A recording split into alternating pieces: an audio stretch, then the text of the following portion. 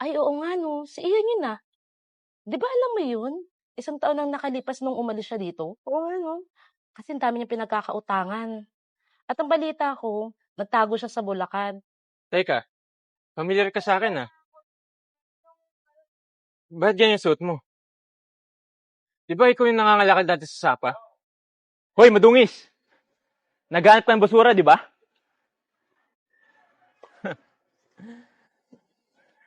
O ayan, itago mo tas ibenta mo.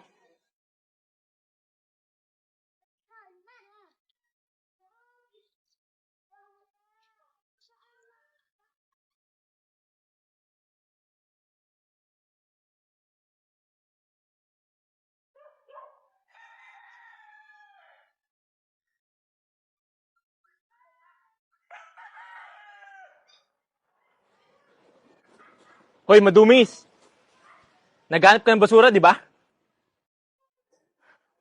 Ayan o, itago mo tas ibenta mo. Di ka na nahiya, pati Sapa lalunguin mo, makapulot ka lang ng kung ano na marurumi. Ano bang trip mo ha? Magpapakadumi ka dyan, tas manghahawa ka lang dito sa lugar natin? Hindi naman po sa ganon.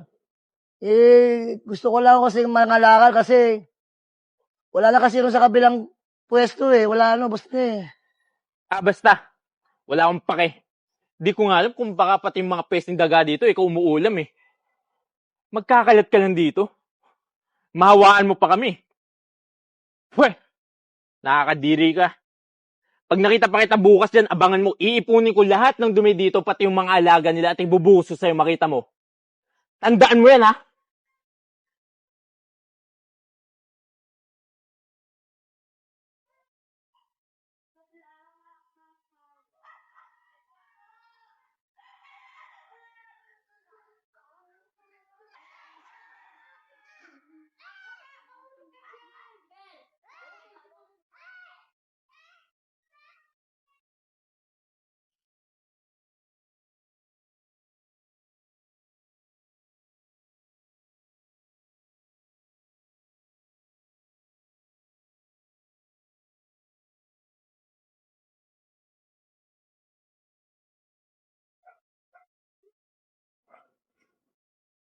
Opo.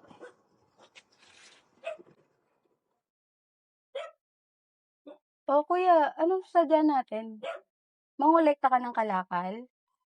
Wala kasi akong naitabi ngayon eh. Hindi ang sadya ko po talaga rito pagpunta sa inyo, gusto ko lang po sana ibalik tong pera nyo.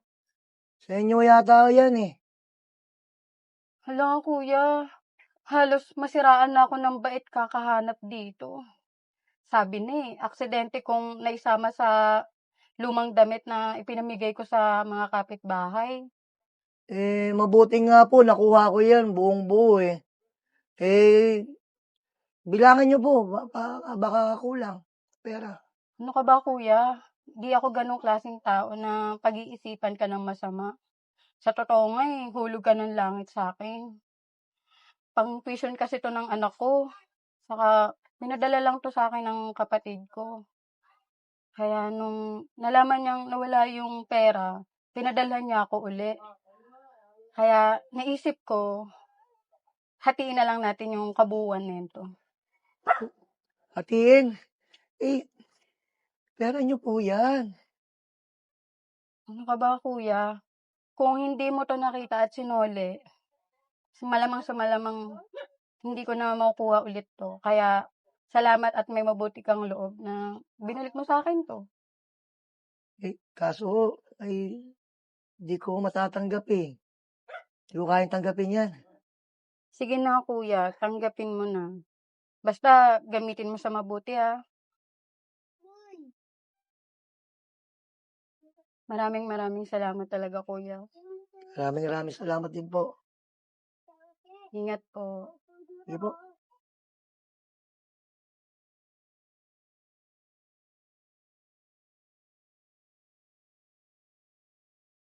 Maring Bet, nakikita mo ba yung nakikita ko? Ay, oo nga 'no, si Ian yun, 'Di ba alam mo yun? Isang taon nang nakalipas nung umalis siya dito. Oo nga 'no, kasi ang dami niyang pinagkakautangan. At ang balita ko, nagtago siya sa Bulacan at gano'n din ang nangyari. Madami pa rin siyang nautangan do'n. Paano ba naman kasi subaruto si Ian? Pati ba naman yung pera na pambayad sa upa ng bahay nadispalko niya. Kaya ngayon, bumabalik na siya dito. At nalaman ko nga sa mga tao dito na nangangalakal na lang siya para makakain lang. Iba talaga ang balik ng karma, Mare, no? Kaya nga eh.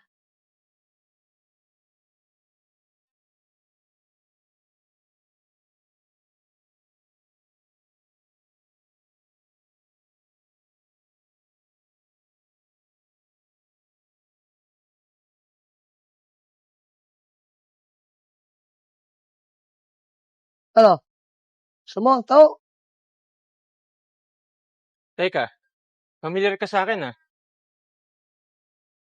Ba't ganyan yung suot mo? Di ba ikaw yung nangangalakal dati sa Sapa? Ha? Hindi ka nga nagkakamali.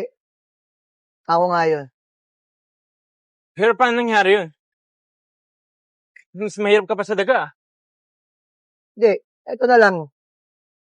Sabihin natin na meron akong tinulungan, tapos tinulungan din ako, tapos yung itinulong sa akin, ginamit ko sa mabuti, sa patas, sa malinis.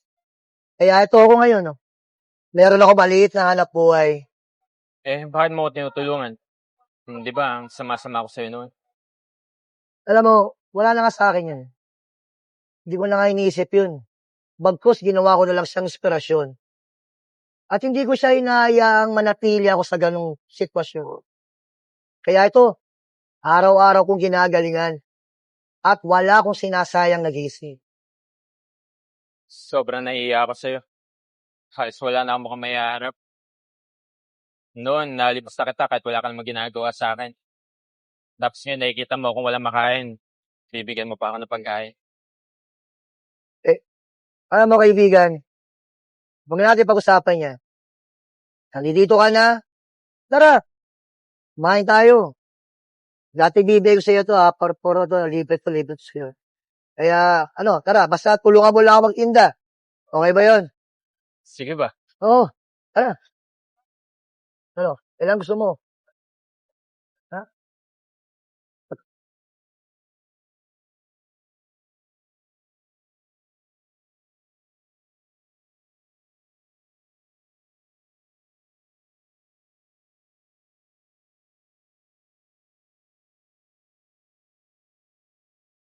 Hi. Buti naman, nandito ka na. Wala yung pinsan mo? Nandito naman ako eh.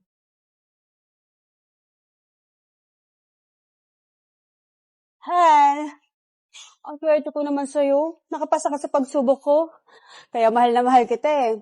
Robust. Subok na. Effective talaga. Astig to.